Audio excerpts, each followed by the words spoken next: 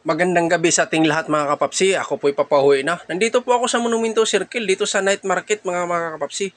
Pero puro gulay lang to mga kapapsi at prutas. May kunting isda, tuyo naman at saka daing. Pero sariwang isda, wala po silang tinda dito mga kapapsi. Dito lang to mga kapapsi sa Monumento Circle. Kaharap ng bus EDSA Carousel yan. Maraming bumibili dito mga kapapsi dahil yung galing sa bus pababa at pauwi ng bahay, dito sila dumadaan. Kaya kung sinong mahilig sa gulay, talagang mapabili ka dito at saka prutas. Napakarami mga kapapsi. Papakita ko lang sa inyo mga kapapsi at saka yung video natin, hindi gaano talagang full na pinapakita natin sila kasi mamaya baka magduda sila. Alam naman lang sidewalk to. Mamaya baka sabihin nagbibideo ako at sinabing i-report ko sila. Kaya kailangan advance din tayo. Patago lang tong video ko mga kapapsi kaya minsan hindi ko di gaano nakukuha sa ating nahagip sa ating kamera dahil palihim lang po ang video natin mga kapapsi. Papakita ko sa inyo. Mahaba po itong EDSA mga kapapsi. Yan, sa harapan natin, yun ang bus carousel. Sa taas naman, may LRT. Yan po ang bus station dito sa Monumento, Caloocan. Yan ang pinakahuli mga kapapsi. Pinakalas na station yan. Kaya lahat ng pasahero, bagsakan talaga dyan. Kaya lahat ng mga tao dyan bumibili.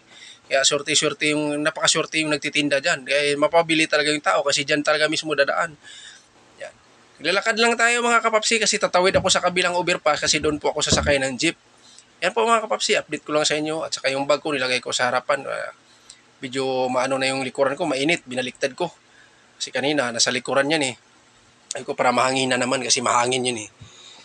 Yan po ang Monumento Circle mga kapapsi. Yan po siya Monumento. Hindi ko lang gaano pinol pakakita kasi may nakaano sa taas. Baka sabihin natin, pinopromote natin sila, wala tayong paalam. Yan po mga kapapsi, dito to sa overpass. Yan. Yan ako bababa at saka paglakad lang ako konti, doon ako sasakay ng jeep mga kapapsi. Maraming tao dito mga kapapsi, maraming naglalakad. 24 hours dito, maraming tao dito sa Caloocan. Sa Caloocan to mga kapapsi, sa Maynila. Yan po, kung sino pa nga hindi nakapunta rito sa Caloocan, yan po siya. Monumento Circle, yan. Kaya tinatawag yung circle, pabilog kasi yan mga kapapsi. Yan. Pakita ko lang sa inyo mga kapapsi. May mga upload na rin akong video pero hindi halos parehas siya pero magkaiba lang dahil hinaluan natin siya ng ibang kuha para hindi tayo makapiright. Yan po mga kapapsi. Doon sa unahan konti, mag-abang na po ako ng jeep. Doon po ako sasakay ng jeep mga kapapsi. Doon sa kabilang side, yan ang SM Hypermarket. Yan, hindi ko rin pinapakita sa inyo mga kapapsi.